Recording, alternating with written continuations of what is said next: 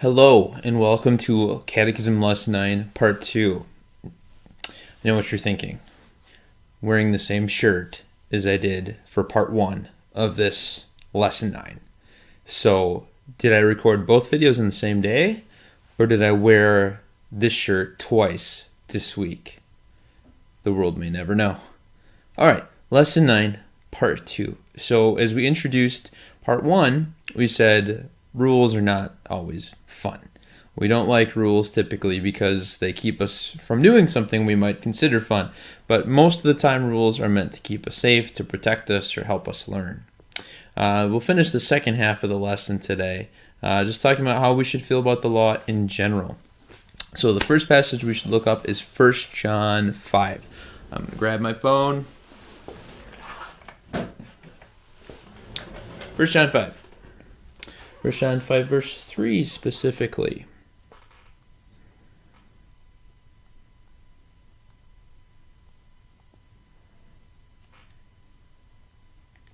First John 5 verse 3 says, "In fact, this is love for God, to keep his commands, and his commands are not burdensome." So that's how we finished part 1 of this lesson, is to connect love with obedience. We obey God not because it's going to get us to heaven, not because, we have to obey him. We obey God because we love him. So the first blank you could fill in here, number 1, we don't look upon obeying God as a heavy burden. Is it going to feel that way sometimes for us as sinful people? Yeah, sometimes it will. Sometimes obedience will feel like this big thing we have to do. But for the most part, in our better days, we'll realize, no, obeying God is not this huge, awful thing we need to do. It's not a heavy burden. Here's a giant anchor. That would be a heavy burden. So is God's law like this? Is obeying your parents a big, heavy burden? Is not hurting someone or saying awful things to them, not stealing things, not lying, is that some awful burden we have to carry around because we're Christians? No, it shouldn't be. Again, we recognize that God's law is meant for our benefit. Okay, Romans 3:28. This is an important one. We've said this a bunch of times this semester, but you really can't say it enough in a Bible class. Romans 3:28. How do we feel about the law? Romans 3:28. I'll give you a second there to get to it, because I'm really fast at getting the Bible passages, so it's okay if you're not quite as fast. Also, I did it on my phone, so it's pretty fast. Romans 3:28. You with me? Romans 3:28 says, "We maintain that a person is justified by faith apart from the works of the law." That's a big one. So someone goes to heaven, someone is made perfect not by doing the works of the law. So, you know this, you've heard this, it's good to write it down again. We know we can't earn heaven by obeying God's law. This chair is never realized this until this time. It's kind of noisy. Well, now that I want it to make noise, it doesn't make noise. Well, sorry if that's distracting. I'll try not to move. I'll try to sit perfectly still. So Romans 3:28, we know we can't earn heaven by obeying it. So 1, 10 commandments are not this heavy weight upon our backs. 2, commandments are not the way that we get into heaven. 1 John 4. So why do we obey it? We talked about this a little bit in the first half of the lesson. 1 John 4. As we turn there, I hope that you're having a good week of virtual learning. I hope it's not too crazy, not too stressful. We'll be looking forward to seeing you guys back on campus here. All right, 1 John 4:19 says, "We love because he first loved us." So as we said in the first part of this lesson, why do we obey? Because of our love for God. So 1 John 4 says we want to obey it to show love toward God, who loved us first by first sending Jesus. It's a lot of words there. You can put that in number 3. And obey God not to get to heaven. It's not a burden.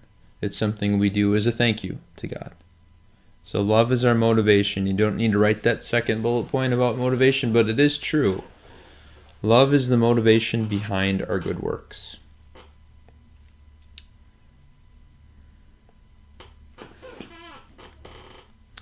think we've used this illustration this semester. What moves a boat through the water? I don't know how long it's been since you've been in a boat, but most boats, unless they're sailboat, have a motor on the back that propels them through the water. Well, what's the motor that propels our obedience? Well, it's not a Yamaha. It's love. It's love for God. Love for God is what pushes us to do the right thing. Not every church teaches that. Lots of churches will teach you that the reason you obey God is because you're afraid of Him. Obey God or He'll send you to hell. Obey God or He'll be mad at you.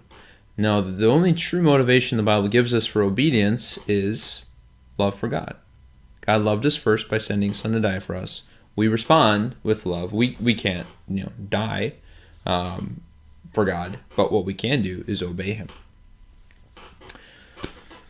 All right, that's the first section there. If you move to the top of page 41, it says the value of God's law or His commandments. Let's go to Romans 3, verse 20. This is the second time we'll look up that verse in this lesson. Romans 3, verse 20.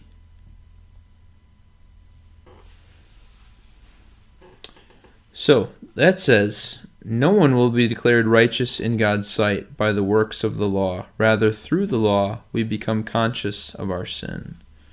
We talked about that in the first part of the lesson, that no one can get into heaven by obeying the law.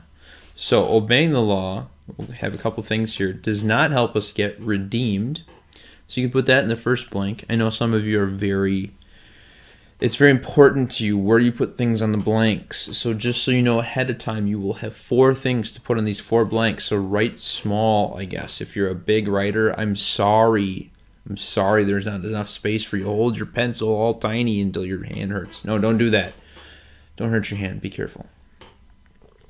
But obeying the law does not help us get redeemed. Obeying the 10 Commandments does not help us get set free from sin, death, and the devil. You'd have to be perfect to do that. And there's only one guy who's ever been perfect. Jesus of Nazareth. I know, there's like a dramatic pause there. You thought I was maybe going to say Noah. Only one guy who was ever perfect. Noah Hyger. No. Only one guy who was ever perfect. Jesus of Nazareth. Okay. So no one can get redeemed by obeying the law. We can't get out of jail. Sin is a jail. We've used that picture this semester. Sin is a prison. Obeying the law will not cause those jail cell bars to open up and we can walk free. There will never come a point where God says, you know what, you've done enough good stuff. You're free to go, man.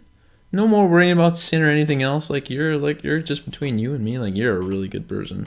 No, that will never, ever happen.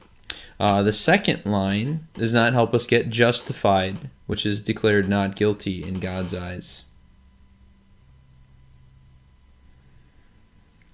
So obeying the law does not help us get declared not guilty.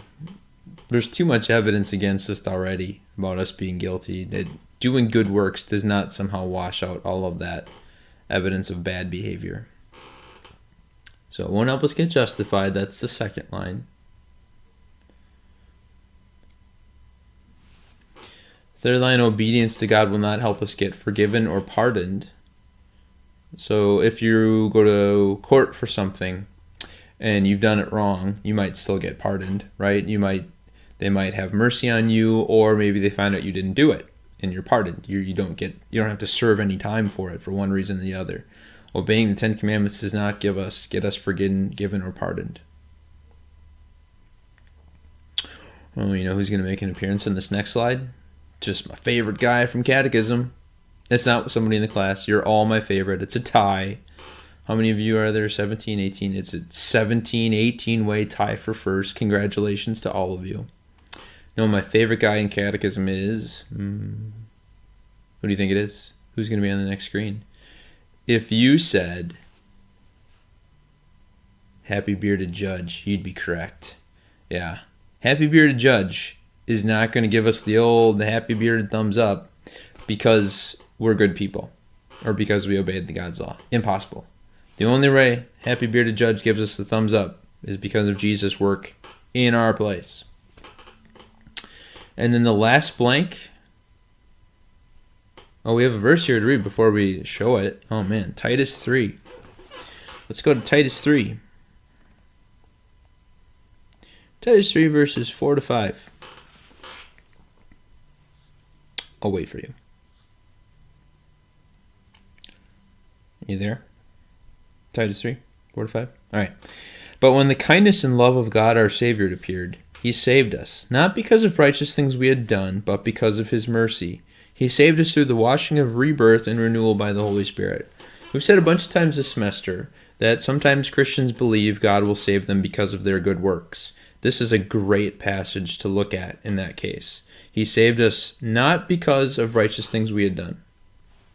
It can't get any simpler than that. He saved us not because of our good works, but because of his mercy. Mercy is having pity on someone, having compassion on someone who's in need. He saved us not because of our righteous things we had done, but because of his mercy. So obeying the law will not get us saved. No salvation comes from our good works. The Bible is clear about that. I've got a pretty sweet action shot in the next slide here. I can hardly wait. I can hardly wait for you to see it. And try to build up as much anticipation as I can. It's like the coolest shot. Oh man, I wish you could see it. It's like the best. It's like so cool. My heart's pumping just looking at it. Wish you could look at it now, but you can't. Someday though. Someday you'll get to see it. This next slide. So cool. It's like a movie all in one slide. So good. I'd pay $100 to see this slide. Be cool if you could see it. Okay, here it is. Man, there's no way that it can possibly live up to those expectations. It's just a dude swinging in on a rope and rescuing someone from the river while wearing a life jacket and construction boots, which is pretty sweet, right? Although I kind of think it might have been photoshopped. I don't know. What do you think? If you think it was photoshopped, send me an email. Let me know if you think it was photoshopped or not. I'd love to hear from you. So, long story short, by obeying the law, we cannot get redeemed. We cannot get justified. We cannot get forgiven. We cannot get saved. All of those come only through Jesus. So there's a blank there. I don't think I have it on the screen. But justification, redemption, forgiveness, salvation, heaven is only through Jesus. Okay? I guarantee you that will be on the quiz. Only through Jesus. Picture break. It's a flood. Oh man. What are those poor taxis going to do as the water level rises? I don't know. It'll probably get covered by water, I guess. What city do you think this is? What city is this? I'm going to guess. I'm guessing it's New York City. Did the taxi say anything? Can you see it? I'll make it big for a second. The taxi say? Certified elevator. That doesn't give us any clue. Let's say it's New York City. Yeah. Taxis in New York City after a flood. Does New York City get flooded? I don't know. Somebody reach out to the New York City mayor. And I'm sure he has nothing going on. Ask him if New York City ever has gotten flooded like this. We've got a question for him. All right, you ready for the home stretch? This is the last little bit of the lesson. So obeying the law is part of our becoming Psalm 1, more sanctified. Psalm 1, we won't read through all of it, but it just talks about, blessed are you if you spend time in God's Word, because you are like a tree planted by streams of water. A tree planted by streams of water is big and strong and produces fruit. And sometimes the Bible uses that picture of fruit to illustrate our good works. We do the right thing because faith. Our Word produces faith. Faith produces good works. So obeying the law is part of our becoming what God made us to be. Godly living. Psalm 19. Obeying the law is part of our becoming more like Jesus while we're here on earth. Can we ever be totally like Jesus? No. But do we want to strive to follow in his footsteps? Yeah, of course we do. We can never be him, never take his place, but we want to be like him, which is to say, we want to be obedient.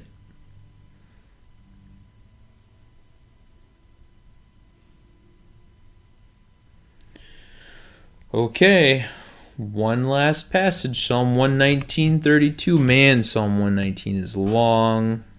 Where's Psalm 119?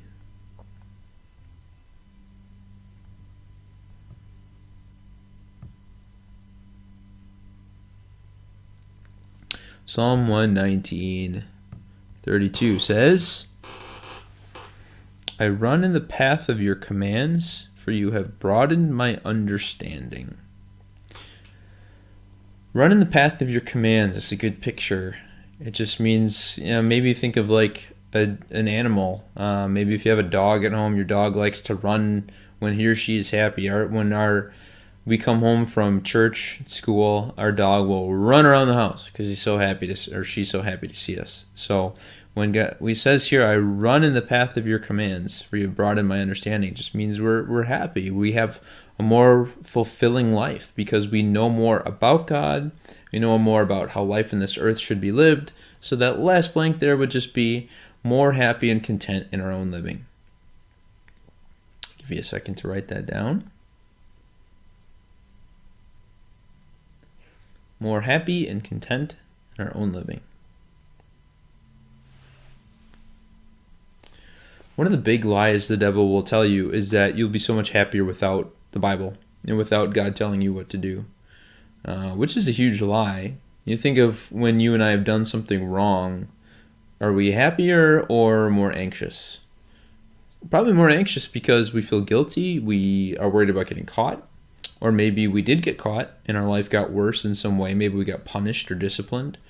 So when you do the right thing, even though the devil lies to you and tells you it's boring, no, to do the right thing is really to have a happier life. And if you obey those first 3 commandments, you're close with God, you know his plan for you, you trust him, you serve him. If you obey commandments 4 to 10, you're just a nicer person to people. You are respectful of your parents or whoever's in charge of you. And if you are respectful of your people in authority, doesn't that your life get a little easier when you're not talking back to your parents or doing your homework? Like, life is easier that way because you're doing what people in charge expect you to do. If you're obeying commandments 4 to 10, you tell the truth, you're compassionate, you're patient, you're loving, you don't hurt people, you don't make fun of them. No, if you obey the 10 commandments, your life will be better here on this earth in a lot of ways. Be a more content person because you won't be so anxious. You'll be more likable to other people and they'll hopefully get along with you. Okay, I think that's the last slide I have. So make sure that after you finish this video, you go take the quiz.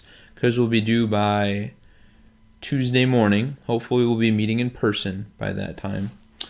Please also finish the worksheet. And if you took good notes on this lesson, these 2 lessons, the worksheet should be super easy. So take the quiz by Tuesday morning, the Google Forms quiz for part 2, and then have your worksheet done. I'll come check that on Tuesday morning. Hopefully we're meeting together in person, God willing. Okay, thank you for watching these videos, you great people out there. We'll talk to you later. Bye.